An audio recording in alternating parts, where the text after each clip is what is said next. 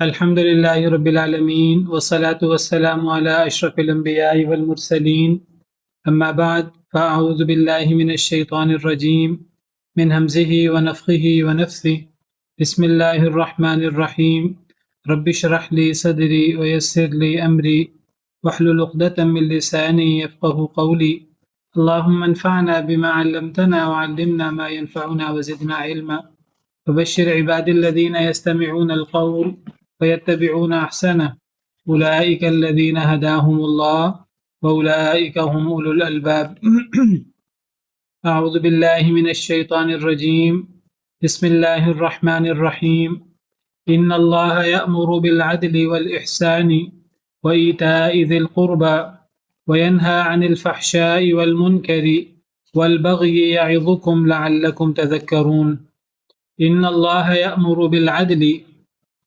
والإحسان وإيتاء ذي القربى بے شک اللہ تعالیٰ حکم دیتے ہیں عدل کا اور احسان کا وإيتاء ذي القربى اور قریبی رشتہ داروں کو دینے کا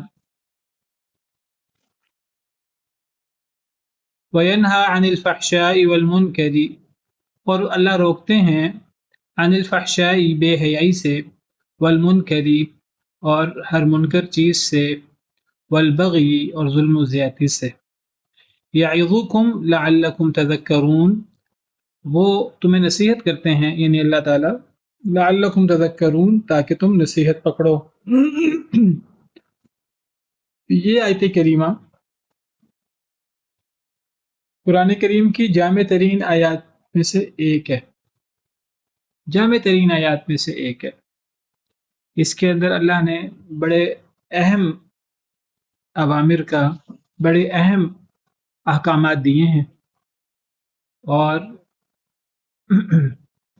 ایسی چیزوں سے روکا ہے کہ جس سے ہر شخص کو رکنا چاہیے 3 چیزوں کا اللہ تعالیٰ نے حکم دیا ہے اور 3 چیزوں سے اللہ تعالیٰ نے روکا ہے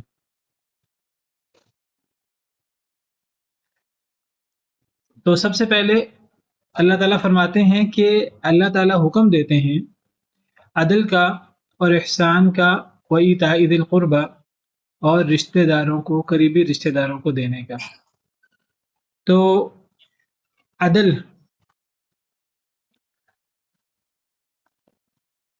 کا مطلب یعنی انسان حق اور انصاف کی بات کرے انسان کسی پر ظلم زیادتی نہ کرے کسی سے بے انصافی نہ کرے اسلام میں عدل کی اتنی زیادہ اہمیت ہے انصاف کی برابری کی کہ اللہ تعالیٰ نے تو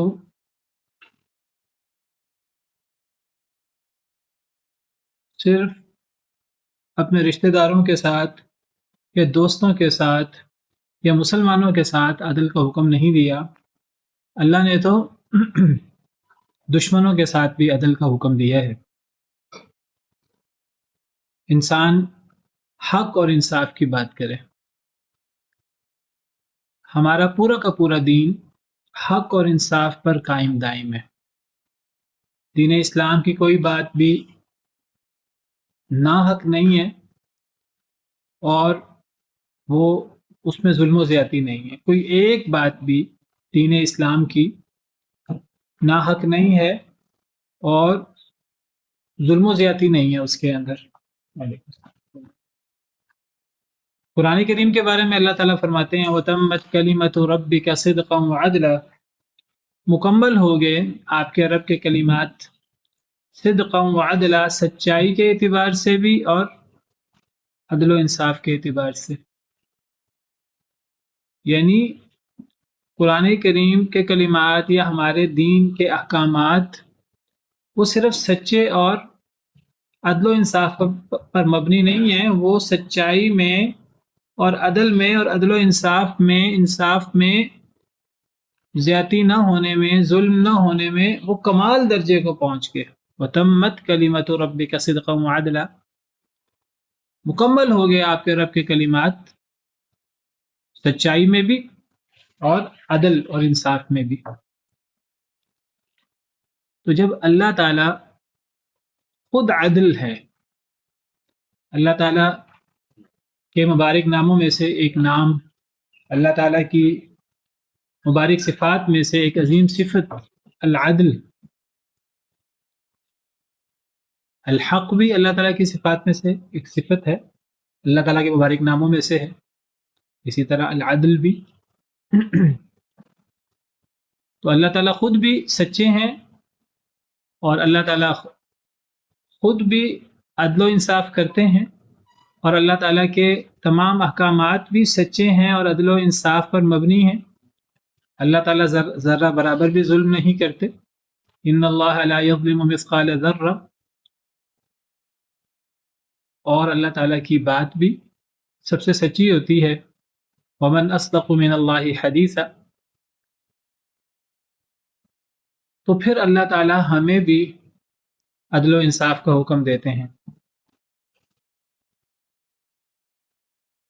اللہ تعالیٰ فرماتے ہیں یا ایھا الذین آمنوا کونوا قوامین بالقسط شہداء للہ ولو علی انفسکم او الوالدین والاقربین، اے ایمان والو کونوا قوامین بالقسط، سورہ نساء آیت نمبر 135۔ اللہ تعالیٰ فرماتے ہیں اے وہ لوگوں جنہیں ایمان کا دعویٰ ہے، اگر آپ واقعی مومن ہیں تو مومن کا مطلب یہ ہے مومن ہونے کا کہ تمہیں انصاف کے ساتھ قائم رہنے والا ہونا چاہیے، تمہیں انصاف پر قائم رہنا چاہیے، ہمیشہ انصاف کرو، شہداء للہ، اللہ کے لیے گواہی دینے والے، ولو علی انفسکم او الوالدین والاقربین، چاہے تمہاری اپنی جانوں کے خلاف کیوں نہ ہو، چاہے اپنے والدین، قریبی ترین رشتہ دار، اور والدین سے بڑھ کر قریب کون ہوگا، والدین کے خلاف بات کیوں نہ ہو، چاہے قریبی ترین رشتہ داروں کے خلاف بات کیوں نہ ہو، تمہیں انصاف کی بات کرنی ہوگی، اللہ کے لیے گواہی دینی ہوگی، چاہے تمہارا نقصان ہو، چاہے ماں باپ کے خلاف بات ہو، چاہے قریبی ترین رشتہ داروں کے خلاف ہو بات۔ ان یکن غنیا او فقیرا فاللہ اولی بہما، فرمایا کہ اگر کوئی شخص غنی ہے تب بھی عدل و انصاف کی بات ہوگی، کوئی شخص فقیر ہے تب بھی عدل و انصاف کی بات ہوگی۔ یعنی عدل و انصاف کرتے ہوئے نہ تو یہ دیکھنا ہے کہ یہ میرے خلاف ہے، یہ میرے والدین کے خلاف ہے، یا میرے عزیز و اقارب کے خلاف ہے، ہمارے حق میں ہے کہ ہمارے خلاف ہے، ہمارے حق میں ہو ہمارے خلاف ہو، ہمیں عدل و انصاف پر قائم رہنا ہے اللہ کے لیے گواہی دیتے ہوئے۔ اور اگر کوئی فقیر ہے تو فقیر کے لیے بھی عدل و انصاف ہونا چاہیے۔ ایک فقیر اگر اس کے پاس مال نہیں ہے، اگر وہ صاحب اقتدار نہیں ہے، کمزور ہے، تو اگر وہ حق پر ہے تو اس کے ساتھ انصاف ہونا چاہیے، اس کے بارے میں بھی انصاف کی بات ہونی چاہیے۔ اور اگر کوئی غنی ہے پھر بھی انصاف کی بات ہونی چاہیے، یعنی یہ بھی نہ کہو کہ فلاں شخص تو غنی ہے، فلاں شخص تو مالدار ہے، فلاں شخص تو اقتدار والا ہے، اسے کیا ضرورت ہے کہ اس کو اس کا حق دیا جائے، اس کے پاس تو اور بڑا مال و دولت موجود ہے، وہ ویسے ہی صاحب اقتدار ہے۔ تو اگر اس کے حق میں، اگرچہ وہ حقدار ہے، اگر اس کے حق میں فیصلہ نہ بھی ہوا تو کون سی قیامت آ جائے گی۔ ہاں، فقیر کے بارے میں عدل و انصاف ہونا چاہیے۔ اللہ فرماتے ہیں کہ فقیر ہے پھر بھی عدل و انصاف ہونا چاہیے، کوئی غنی ہے تو پھر بھی عدل و انصاف ہونا چاہیے۔ کسی فقیر کا فقر تمہیں مجبور نہ کرے کہ تم عدل و انصاف کی بات نہ کرو، اور کسی غنی کا غنا تمہیں مجبور نہ کرے کہ تم عدل و انصاف کی بات نہ کرو۔ تمہارا قریبی ہے یا تم خود ہو پھر بھی عدل و انصاف ہونا چاہیے، تمہارے کوئی خلاف ہے اور اس کا نقصان تمہیں ہو رہا ہے، تمہارے ماں باپ کو ہو رہا ہے، تمہارے رشتہ داروں کو ہو رہا ہے، تب بھی عدل و انصاف ہونا ہے، عدل و انصاف پر بات کرنی ہے، کیونکہ اللہ کے بارے میں یہ گواہی ہوگی۔ اللہ سب سے زیادہ قریب ہے۔ ان یکن غنیا او فقیرا فاللہ اولی بہما، کوئی غنی ہے یا کوئی فقیر ہے تو اللہ کا حق ان دونوں سے زیادہ ہے۔ تو بات وہ کرنی ہے جو اللہ کو راضی کرے اور اللہ کو عدل و انصاف راضی کرتا ہے. یہاں تو یہ فرمایا کہ حق تمہارے معاملہ تمہارے حق میں ہو یا تمہارے خلاف ہو تمہیں عدل کی بات کرنی ہے، یا فقیر کے بارے میں ہو غنی کے بارے میں ہو. سورہ مائدہ میں تو اللہ تعالیٰ نے ایک اور انداز سے بات کی ہے، ایک اور انداز سے عدل و انصاف کی اہمیت پر زور دیا ہے. سورہ مائدہ آیت نمبر 8 اللہ فرماتے ہیں یا ایھا الذین آمنوا کونوا قوامین للہ شہداء بالقسط، اے وہ لوگوں جنہیں ایمان کا دعویٰ ہے اللہ کے لیے قائم رہنے والے بن جاؤ، شہداء بالقسط انصاف کی گواہی دینے والے بن جاؤ. آگے بڑی عجیب بات ہے ولا یجرمنکم شنآن قوم علی الا تعدلوا، اور ہرگز نہ ابھارے تمہیں کسی قوم کی دشمنی اس پر کہ تم عدل نہ کرو. یعنی سورہ نساء میں فرمایا تھا کہ بات تمہارے حق میں ہے، تمہارے خلاف ہے، تمہارے عزیز و اقارب کے حق میں ہے یا ان کے خلاف ہے، کوئی غنی ہے کوئی فقیر ہے، اللہ کا حق سب سے زیادہ قریب ہے، بات عدل کی ہوگی. یہاں تو یہ بھی فرما دیا کہ بات مسلمانوں کے بارے میں ہے تب بھی عدل ہوگا، بات اگر کفار کے بارے میں ہے تب بھی عدل ہوگا. کسی قوم کی دشمنی تمہیں اس پر نہ ابھارے کہ تم عدل نہ کرو. اگر تمہارا دشمن ہے، کافر ہے تمہارے بالمقابل، ایک طرف مسلمان ہے، فریقین ہے ایک مسئلے میں، ایک مسلمان ہے ایک یہودی ہے، اگر حق یہودی کے ساتھ ہے تو انصاف کی بات کرنی ہوگی. یہ نہیں دیکھا جائے گا کہ وہ تمہارا دشمن ہے، بات عدل و انصاف کی ہوگی. اگر ایک طرف نیک بندہ ہے اور ایک طرف ایک فاسق و فاجر ہے، حق جس کے ساتھ ہے اس کے بارے میں بات ہوگی. ایک مومن ہے ایک کافر ہے، اگر حق مومن کے ساتھ ہے تو پھر مومن کو اس کا حق دیا جائے گا، اگر حق کافر کا ہے تو کافر کو اس کا حق دیا جائے گا. کسی قوم کی دشمنی تمہیں اس پر نہ ابھارے کہ تم عدل نہ کرو. اعدلوا هو اقرب للتقوى، عدل کرو. پھر اللہ تعالیٰ نے زور دے کر فرمایا هو اقرب للتقوى، وہ تقوی کے زیادہ قریب ہے. ان اللہ خبیر بما تعملون، بے شک اللہ تعالیٰ بہت خبردار ہے ساتھ اس کے جو تم عمل کرتے. تو اس آیت کریمہ میں اللہ تعالیٰ نے عدل کا عظیم الشان حکم دیا ہے. تو عدل کا ایک معنی کہ انسان ہمیشہ حق اور انصاف کی بات کرے، جس کا حق ہے اس کو دے، چاہے وہ دشمن کے بارے میں ہو، چاہے وہ غریب کے بارے میں ہو، امیر کے بارے میں ہو، چاہے وہ اپنے خلاف کیوں نہ ہو، اپنے رشتہ داروں کے خلاف کیوں نہ ہو، کیونکہ اللہ نے عدل کا حکم دیا اور اللہ کا حق سب سے بڑھ کر ہے.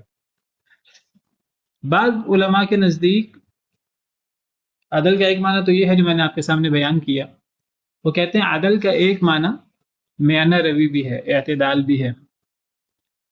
تو پہلا معنی بھی مراد ہو سکتا ہے، اور یہ دوسرا معنی اعتدال اور میانہ روی وہ بھی مراد ہو سکتا ہے.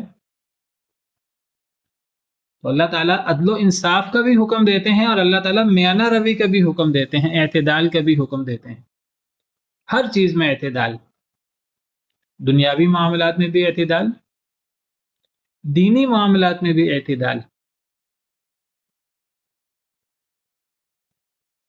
اگر ایک انسان نے صدقہ خیرات کرنا ہے تو صدقہ خیرات میں بھی اللہ کو صدقہ خیرات کتنا پسند ہے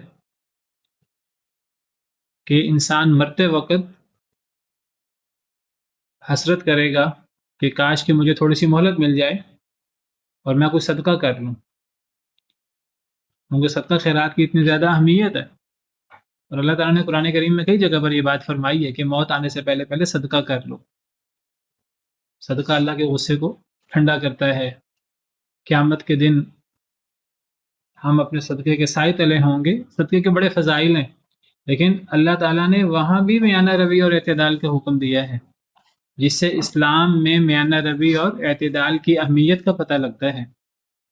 اللہ تعالیٰ فرماتے ہیں وَلَا تَجْعَلْ يَدَكَ مَغْلُولَةً إِلَىٰ عُنُقِكَ وَلَا تَبْسُطْهَا كُلَّ الْبَسْطِ فَتَقْعُدَ مَلُومًا مَحْسُورًا. وَلَا تَجْعَلْ يَدَكَ مَغْلُولَةً إِلَىٰ عُنُقِكَ، کہ اپنے ہاتھ کو اپنے گردن سے باندھ نہ دو. بخل مراد ہے کہ بہت زیادہ بخل بھی نہ کرو، کہ اللہ کے راستے میں خرچ ہی نہ کرو. لیکن ساتھ ہی فرمایا وَلَا تَبْسُطْهَا كُلَّ الْبَسْطِ، اور اپنے ہاتھ کو مکمل طور پہ پھیلا بھی نہ دو، فَتَقْعُدَ مَلُومًا مَحْسُورًا، کہ بعد میں پھر تم ملامت کرو، حسرت کرو. یعنی کس پر ملامت کرو گے، کس پر حسرت کرو گے؟ اس پر ملامت اور حسرت کرو گے میں نے خرچ کیوں کر دیا. ایک نیکی باہی سے حسرت بنے گی تو ایسی نیکی میانہ روی کے ساتھ کرو. یہ نہ ہو بعد میں اپنے آپ کو ملامت کرتے رہو، میں نے ایسے کیوں کیا، میں نے ایسے کیوں کیا، آئندہ ایسے نہیں کروں گا، تو نیکی ہی باعث مذمت بن جائے گی. تو صدقہ خیرات کرنا ہے تو نہ تو بخل کرو کہ بہت ہی کم کرو، اور نہ ہی اتنا زیادہ کرو کہ بعد میں حسرت کرو، ملامت کرو اپنے آپ کو. سورہ فرقان میں عباد الرحمن کی صفات میں یہ صفت بیان فرمائی والذین اذا انفقوا لم يسرفوا ولم يقتروا وكان بین ذلک قواما، کہ اللہ کے بندوں میں سے، رحمان کے بندوں میں سے وہ ہیں جب وہ خرچ کرتے ہیں تو نہ وہ کمی کرتے ہیں اور نہ وہ اسراف کرتے ہیں، بین رستہ اختیار کرتے ہیں، درمیانی رستہ.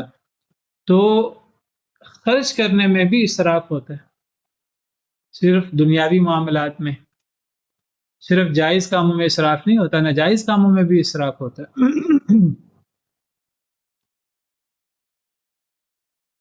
رات کو تہجد پڑھ رہے ہیں تو نہ اونچی آواز سے قرات کرو کہ اگر ساتھ سوئے ہوئے ہیں تو وہ ڈسٹرب ہوں، اور نہ ہی بہت ہلکی آواز میں قرات کرو.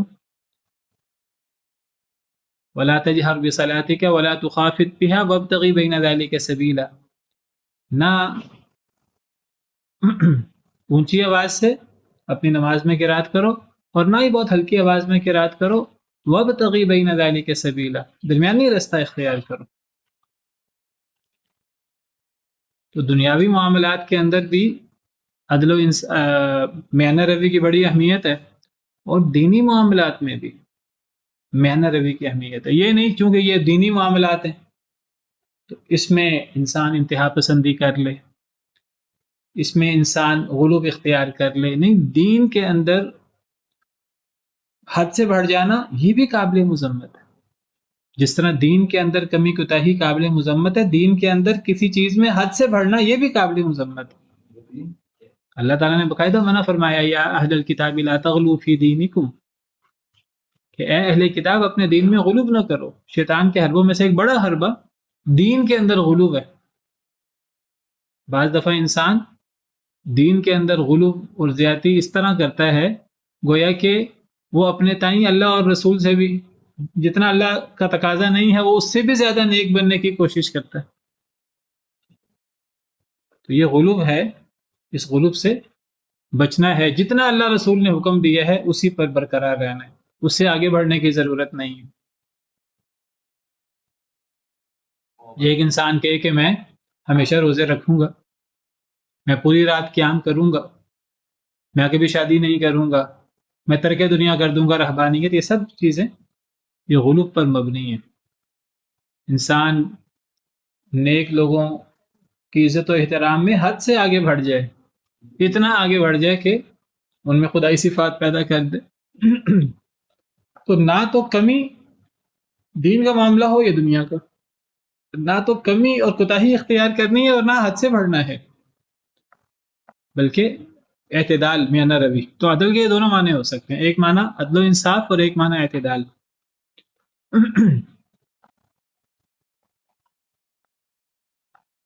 والاحسان، اور اللہ تعالیٰ احسان کا حکم دیتے ہیں. تو دوسری چیز جس کا اللہ نے حکم دیا اس آیت کریمہ میں وہ احسان ہے.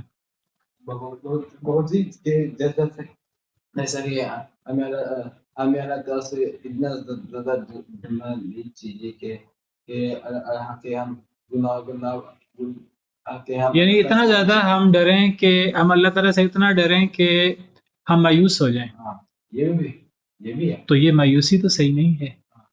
اللہ کا اتنا ڈر ہونا چاہیے کہ انسان اللہ سے ڈرے اور گناہوں سے بچے، اور انسان اللہ کی رحمت کی امید بھی کرے کہ میرے بہت زیادہ گناہ بھی ہو جائیں تو اللہ مجھے معاف کر دیں گے. تو ہمیں میانہ روی سے کام لینا ہے، دنیاوی معاملات میں بھی، دین کے معاملات میں بھی. اور اللہ تعالیٰ احسان کا حکم دیتے ہیں. احسان کا مطلب نیکی، اچھائی، اللہ تعالیٰ نیکی کرنے کا حکم دیتے ہیں، اللہ تعالیٰ احسان کرنے کا حکم دیتے ہیں، وَأَحْسِنُوا إِنَّ اللَّهَ يُحِبُّ الْمُحْسِنِينَ، نیکی کیا کرو، احسان کیا کرو۔ اللہ تعالیٰ نیکی کرنے والوں سے، احسان کرنے والوں سے محبت کرتے ہیں، تو ہمیں نیکی کرنی چاہیے اپنے قریبیوں سے بھی، دور والوں سے بھی، اپنوں سے بھی، بیگانوں سے بھی۔ تو احسان کا ایک معنی نیکی، اچھا کام۔ احسان کا ایک اور معنی کہ عام حق سے زائد، روٹین سے زائد۔ ایک چیز ہوتی ہے عدل، عدل ہے کہ جو کسی کا حق ہے، عدل برابری کو کہتے ہیں۔ اور ایک ہے احسان، احسان کا مطلب ہے اس کو اس کے ساتھ جتنا اس نے کیا ہے اس کو اس سے زیادہ بدلہ دیا جائے۔ جی بیٹا میں بتا رہا ہوں نا۔ تو اگر کسی نے مزدوری کی ہے، اس کے ساتھ ایک مزدوری طے ہوئی ہے کہ آپ 1 گھنٹہ کام کرو، آپ کو 500 روپیہ دوں گا، تو اگر اس کو 500 روپیہ دیا جائے تو یہ عدل ہے، یہ برابری ہے۔ لیکن اگر اس سے طے 500 روپیہ ہوا ہے، لیکن انسان جو ہے وہ حسن سلوک کرتے ہوئے جو طے ہوا ہے اس سے زیادہ 600 روپیہ ادا کر دے، تو یہ احسان ہے۔ اگر کسی سے قرض لیا ہے 1000 روپیہ، تو قرض لیتے وقت نہ قرض لینے والا یہ کہے کہ میں زیادہ ادا کروں گا، نہ قرض دینے والا یہ کہے کہ میں زیادہ ادا کروں گا، کیونکہ اگر قرض لیتے وقت یہ شرط لگا دی لینے والے نے یا دینے والے نے تو یہ سود ہو جائے گا۔ لیکن ایک بندے نے کسی سے 1000 روپیہ قرض لیا ہے، جب وہ ادا کرتا ہے بغیر کچھ طے کیے تو وہ کہتا ہے کہ فلاں بندے نے مشکل وقت میں میری مدد کی، میرے وہ مشکل وقت میں کام آیا، تو اب میں اسے قرض لوٹاؤں تو میں اسے اچھے طریقے سے قرض لوٹاؤں۔ اگر میں نے 6 مہینے کی مہلت مانگی تھی، تو اگر میرے پاس پہلے رقم آ گئی ہے تو میں 4 مہینے کے اندر ادا کر دوں، تو یہ احسان ہے۔ اگر 1000 روپیہ قرض لیا ہے تو وہ 1000 روپے کے ساتھ 50 روپے یا 100 روپیہ مزید دے دے طے کیے بغیر، تو یہ احسان ہے۔ نبی کریم صلی اللہ علیہ وسلم جب قرض ادا کرتے تھے تو اچھا کر کے قرض ادا کرتے تھے، طے کیے بغیر۔ اب یہ احسان ہے۔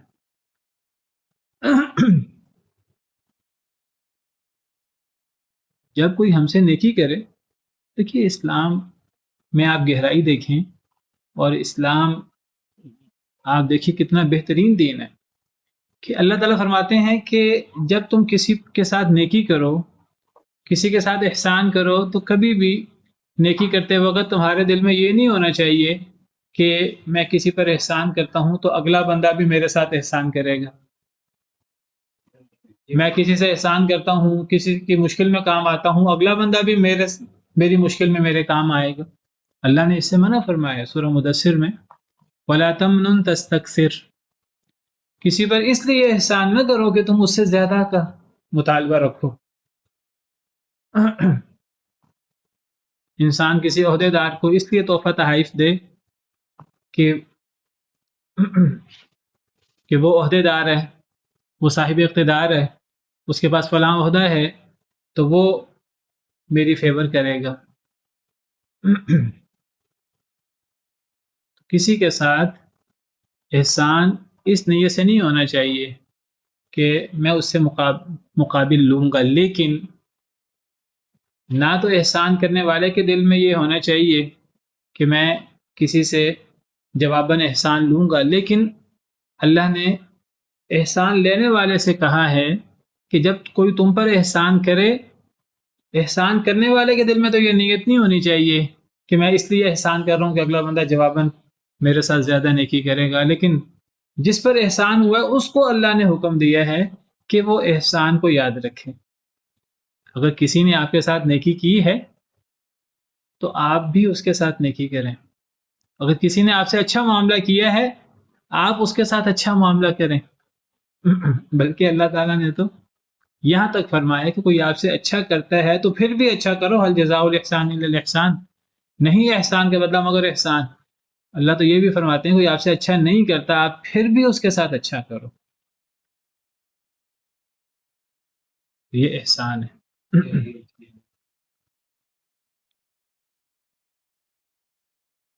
احسان یہ عدل اور برابری سے زیادہ دینا.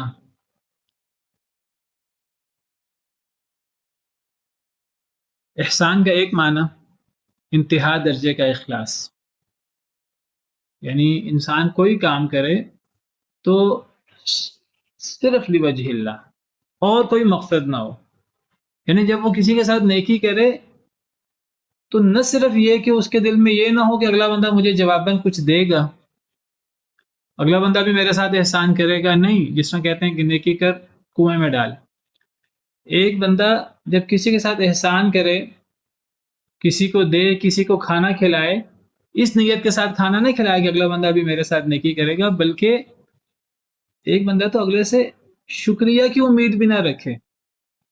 وہ کہے کہ میں کسی کے ساتھ نیکی کر رہا ہوں تو میں صرف اور صرف اللہ کی رضا کے لیے نیکی کر رہا ہوں.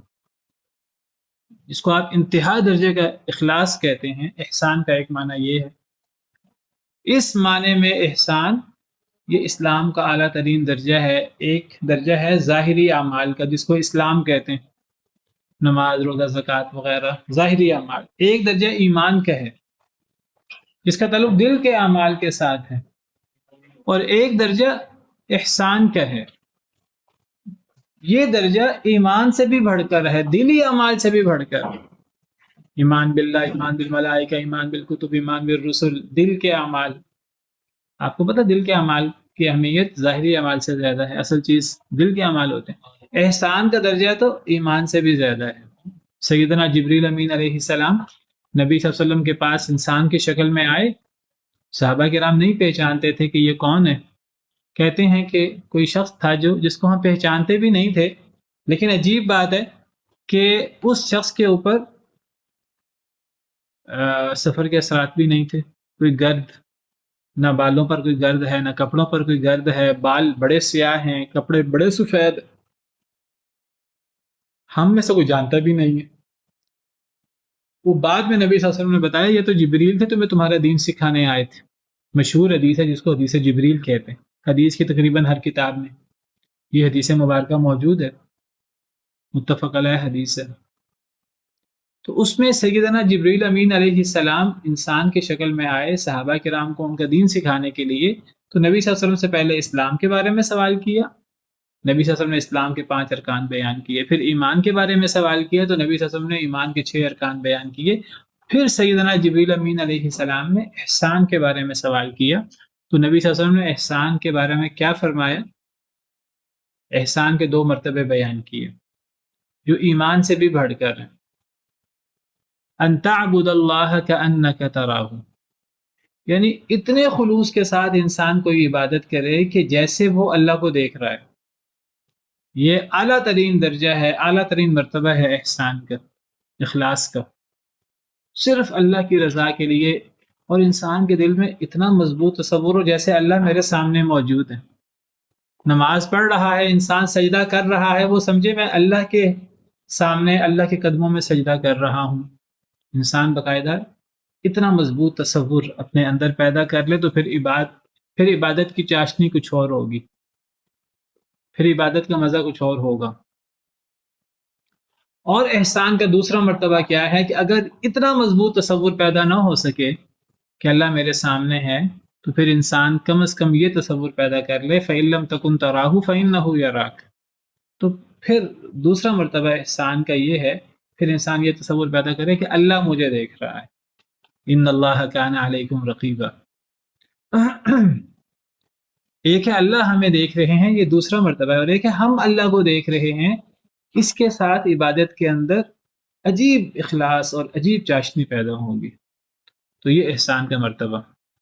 تو یہ احسان کے تینوں معنی ہو سکتے ہیں، کوئی بھی نیکی، کوئی بھی اچھا کام، یا انسان حق سے بڑھ کر کسی کے ساتھ معاملہ کرے، زیادہ دے، یا پھر احسان کا مطلب اخلاص، کوئی بھی کام انتہا درجے کے اخلاص کے ساتھ کیا جائے. تو یہ سارے معنی مراد ہو سکتے ہیں. وَإِيتَاءِ ذِي الْقُرْبَى، اور دینے کا قریبی رشتہ دار کو، قربت والے کو دینے کا. یعنی اللہ نے جن چیزوں کا حکم دیا ان میں سے اللہ نے جو تاکیدی حکم دیا ہے عدل و انصاف کے ساتھ اور احسان کے ساتھ اللہ تعالیٰ نے قریبی رشتہ داروں کو دینے کا حکم دیا. عدل و انصاف کے جو معنی یا جو وضاحت میں نے آپ کے سامنے بعض نصوص کی روشنی میں کرنے کی کوشش کی ہے. اگر عدل و انصاف کا یہ معنی ہو تو ایتاء ذی القربی رشتہ داروں کو دینا یہ عدل و احسان کے اندر آ جاتا ہے. لیکن اس کے باوجود اللہ تعالیٰ کا رشتہ داروں کو دینا، صلہ رحمی، اچھا سلوک کرنا، رحم کو ملانا، اس کو اللہ تعالیٰ نے بطور خاص الگ ذکر کیا ہے، تو اس سے اس کی اہمیت کا پتہ لگتا ہے. اگر یہ چیز یعنی اللہ تعالیٰ نے ہمیں حکم دیا ہے ہم احسان کریں، ہم انصاف کریں، تو انصاف کرنے میں، احسان کرنے میں رشتہ داری کا لحاظ کرنا، اور رشتہ دار کو اگر ضرورت ہے تو اس کو دیا جائے، یہ کوئی اس پر احسان نہیں ہے، یہ اس کا حق ہے. اگر یہ چیز احسان میں آ جاتی ہے، لیکن اس کے باوجود اس کا الگ سے تذکرہ اس کی اہمیت کو اجاگر کرتا ہے کہ اللہ کے ہاں یہ چیز کتنی اہمیت والی ہے. رشتہ دار کو دینا اس کے ساتھ کوئی احسان نہیں ہوتا کہ ہم اس کے ساتھ احسان کر رہے ہیں، یہ اس کا حق ہے، اس کا حق اس کو دیا جائے. اللہ تعالیٰ فرماتے ہیں فآت ذی القربى حقہ، قریبی رشتہ دار کو اس کا حق دو. یعنی آپ اس پر کوئی احسان نہیں کر رہے، یہ اس کا حق ہے جو آپ کو دینا ہے. یہ ایسے ہی ہے جیسے کہ آپ نے کسی سے قرض لیا ہے اور آپ کو اس قرض کو ادا کرنا ہے. اسی طرح اگر قریبی رشتہ دار، اس کے ساتھ ہمیں احسان سلوک کرنا ہے اور اس کو اگر کوئی ضرورت ہے تو ہمیں اس کی ضرورت پوری کرنی ہے، یہ اس کا حق ہے اور اس کی بہت زیادہ اہمیت ہے. جو جتنا قریبی رشتہ دار ہوگا اس کا یہ حق اتنا بڑھ جائے گا.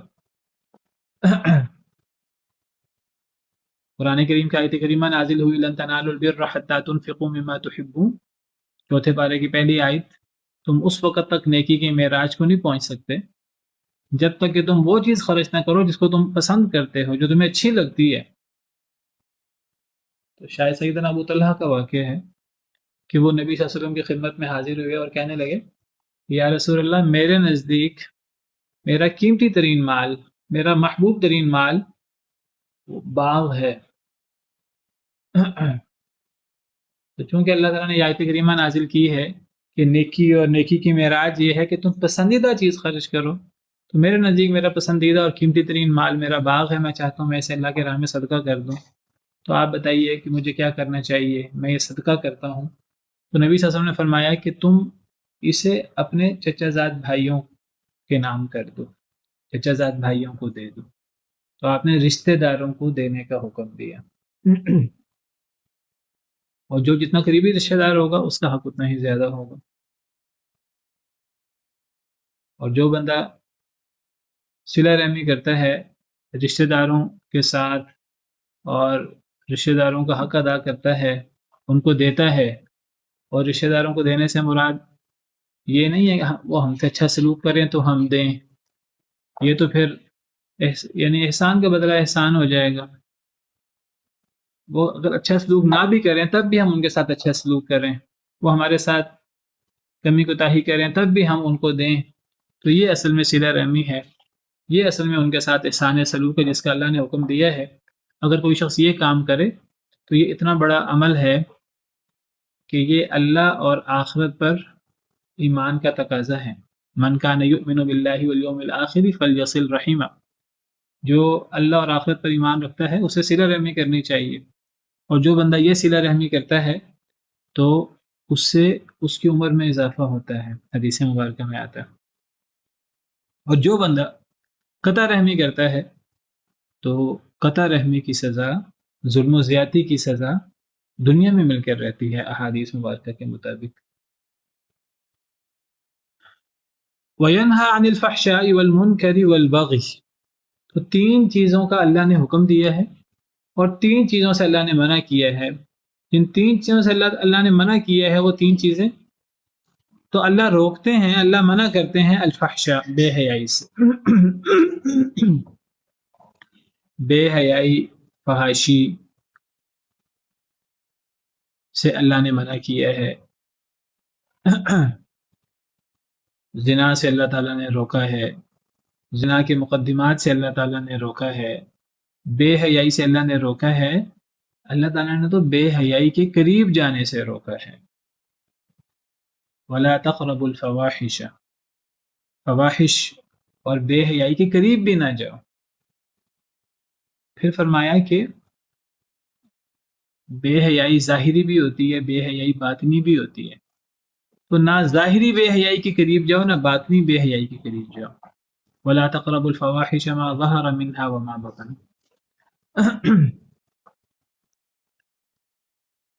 حدیث مبارکہ میں آتا ہے کہ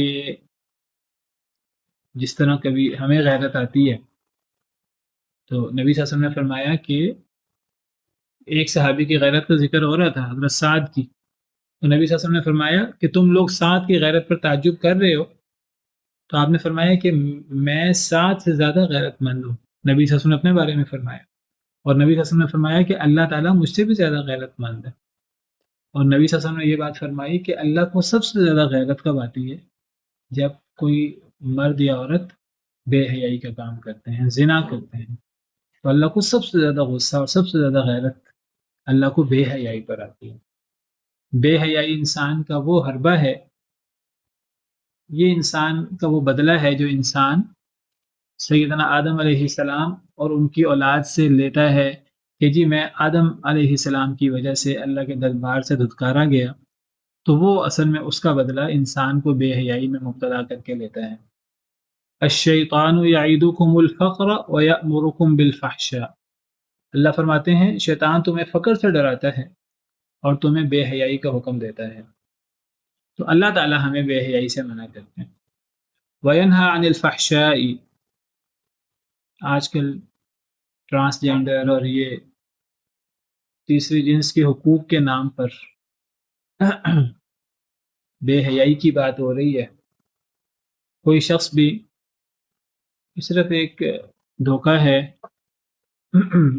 دوسروں کے حقوق کے نام پر، تیسری جنس کے حقوق کے نام پر، تیسری جنس کوئی تیسری جنس ہے ہی نہیں، اللہ تعالیٰ نے دو ہی جنسیں بنائی ہیں، یہ ایک مرض ہے، یہ ایک کمی ہے جو کسی انسان کے اندر ہوتی ہے، ورنہ یا وہ مرد ہے یا وہ عورت ہے۔ اب اگر کسی مرد یا عورت کے اندر اس کے جسمانی اعضاء میں کوئی کمی ہے تو یہ اللہ کی طرف سے ایک آزمائش ہے، جنسی اعضاء میں کوئی کمی ہو تو یہ آزمائش ہے، جس طرح دیگر اعضاء میں کمی ہوتی ہے، کمی بیشی ہوتی ہے، تو یہ آزمائش ہوتی ہے۔ اگر کسی انسان کے اعضاء کوئی عضو کم ہو جائے یا زیادہ ہو جائے تو یہ تو نہیں کہ وہ انسان نہیں ہوگا، وہ مرد عورت نہیں ہوگا۔ کسی کا قوت سماعت کام نہیں کر رہی، کسی کی انگلیاں زیادہ ہو گئیں، کسی کی بازو یا ٹانگیں زیادہ ہو گئیں یا کم ہو گئیں، تو وہ رہے گا تو انسان ہی۔ اسی طرح کسی کے جنسی اعضاء کے اندر اگر کوئی کمی بیشی ہو گئی تو وہ بنیادی طور پر یا مرد ہے یا عورت ہے، اللہ نے دو ہی جنسیں بنائی ہیں۔ تو اللہ نے ان کے حقوق بھی رکھے ہیں، اسلام کے اندر حقوق کا تحفظ کیا گیا ہے، جو بھی مرد ہے تو اس کو مرد کے حقوق ملیں گے، جو عورت ہے اس کو عورت کے حقوق ملیں گے، ایسے لوگوں کو ڈی گریڈ نہیں کرنا چاہیے۔ ان کے حقوق ہیں وہ ایک الگ موضوع ہے، لیکن ان کے حقوق کے نام پر ہر ایک کو یہ اجازت دے دینا کہ وہ اپنی مرضی سے اپنی جنس تبدیل کروا لے۔ کسی کا یہ احساس ہے، مرد ہے وہ، بالکل وہ مرد ہے اور اس کی شادی بھی ہو چکی ہے، اس کے بچے بھی ہو چکے ہیں، اس کے بعد اسے احساس ہوتا ہے کہ میں اپنے آپ کو عورت جیسا فیل کر لوں یا مجھے عورت ہونا چاہیے، تو یہ قانون تیسری جنس کے حقوق کے نام پر جو اسے یہ حق دیتا ہے کہ وہ نادرہ میں جا کر اپنے آپ کو عورت ڈکلیئر کروا لے، اپنی جنس عورت کروا لے۔ نادرہ اس سے نہ تو کوئی سوال کر سکتا ہے کہ تمہیں یہ فیلنگ کیوں ہوتی ہے، نہ یہ سوال کر سکتا ہے کہ اگر تم عورت ہو، تمہیں عورتوں جیسی فیلنگ ہو رہی ہے تو پہلے تو بطور مرد تمہارے بچے پیدا ہوئے ہیں، تمہاری بیوی موجود ہے، نادرہ اسے سوال نہیں کر سکتا۔ نادرہ یہ بھی نہیں پوچھ سکتا کہ کسی ڈاکٹر نے، کسی میڈیکل بورڈ نے یہ ریکمینڈ کیا ہے کہ نہیں کیا. بس ایک شخص اپنی فیلنگ، اس کو جو احساس ہو رہا ہے کوئی مرد ہے یا عورت، تو وہ اپنی فیلنگ کی بنا پر، اپنی خواہش کی بنا پر اپنے آپ کو جو وہ اپنی جنس لکھوانا چاہے وہ لکھوا سکتا ہے. یہ صرف جنس تبدیل کرنا نہیں ہے، یہ صرف جنس لکھوانا نہیں ہے، یہ صرف اللہ کی تخلیق کو چینج کرنا نہیں ہے. پھر اس کے بعد اگر ایک مرد جو ہے وہ کہے کہ میں عورت محسوس کر رہا ہوں، وہ عورت بن جائے، پھر وہ عورت بن کر کسی مرد سے شادی کرنا چاہے، وہ حقیقت میں وہ مرد ہے تو مرد مرد سے شادی کرے، اور عورت عورت سے شادی کرے، تو یہ اصل میں یہ کس کو دھوکہ دے رہے ہیں؟ یہ ہم جنس پرستی اور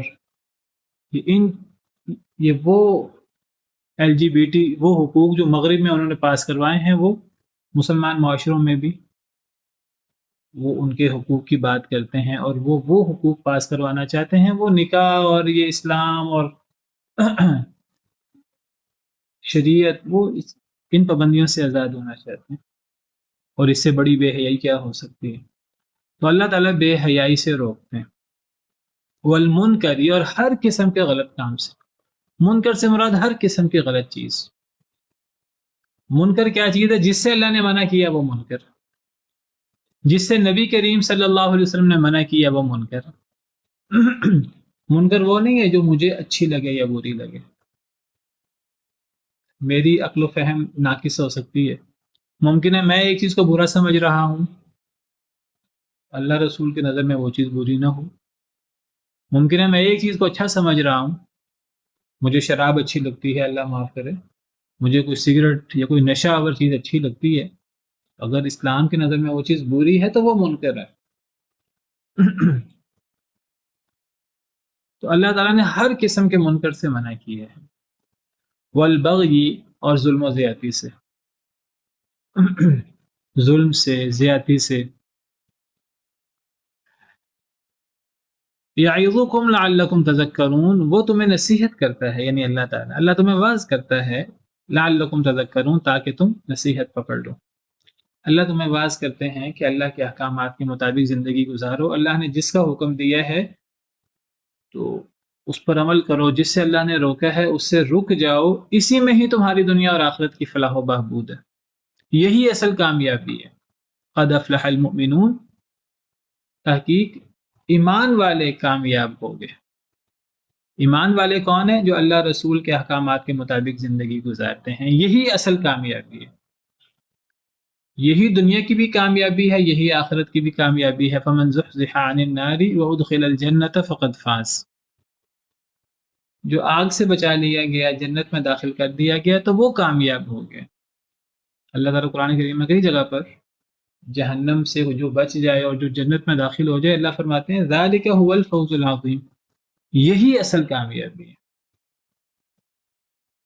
تو اللہ تمہیں واعظ کرتے ہیں کہ اللہ نے جن چیزوں کا حکم دیا ہے ان کے ان چیزوں پر عمل کرو، جس سے اللہ نے روکا ہے اس سے رک جاؤ، بلا وجہ کا چون چراں اگر مگر ان چیزوں کے پیچھے نہ پڑو. اور ایک مسلمان وہ ان چیزوں کے پیچھے پڑ نہیں سکتا. تو بہت غور طلب آیت، بہت اہم آیت ہے، اہم ترین آیات میں سے ایک آیت. اسی لیے اکثر خطبوں میں، جمعہ کے خطبوں میں، دوسرے خطبہ کے میں عام طور پر آخر میں یہ آیت کریمہ پڑھی جاتی ہے. تو بہرحال یہ آیت کریمہ ہو یا دیگر آیات ہوں، قرآن کی ساری آیات بہت اہم ہیں. تو اللہ رسول کے احکامات کے مطابق ہمیں زندگی گزارنی ہے. وَأَوْفُوا بِعَهْدِ اللَّهِ إِذَا عَاهَدتُّمْ، اور پورا کرو اللہ کے عہد کو جب بھی تم عہد کرو. وَلَا تَنْقُضُوا الْأَيْمَانَ بَعْدَ تَوْكِيدِهَا، اور نہ تم توڑو قسموں کو ان کو پختہ کرنے کے بعد. وَقَدْ جَعَلْتُمُ اللَّهَ عَلَيْكُمْ كَفِيلًا، اور تحقیق تم نے بنایا ہے اللہ کو اپنے اوپر کفیلا، ضامن، گواہ. ان اللہ یعلم ما تفعلون، بے شک اللہ تعالیٰ جانتا ہے جو تم کرتے ہو. پچھلی آیات کریمہ میں اللہ تعالیٰ نے کچھ بہترین چیزوں کا حکم دیا اور کچھ بدترین چیزوں سے روکا، اور اللہ نے فرمایا کہ اللہ کے احکامات پر عمل کرو.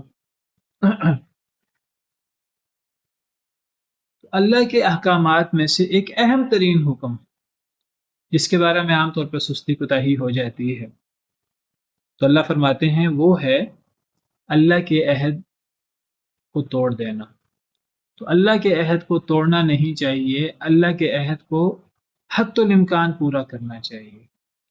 وَأَوْفُوا بِعَهْدِ اللَّهِ إِذَا عَاهَدتُّمْ، پورا کرو اللہ کے عہد کو جب تم عہد کرو۔ دیکھیں عہد دو طرح کا ہوتا ہے، انسان قسم اٹھاتا ہے، دو طرح کی قسم ہوتی ہے۔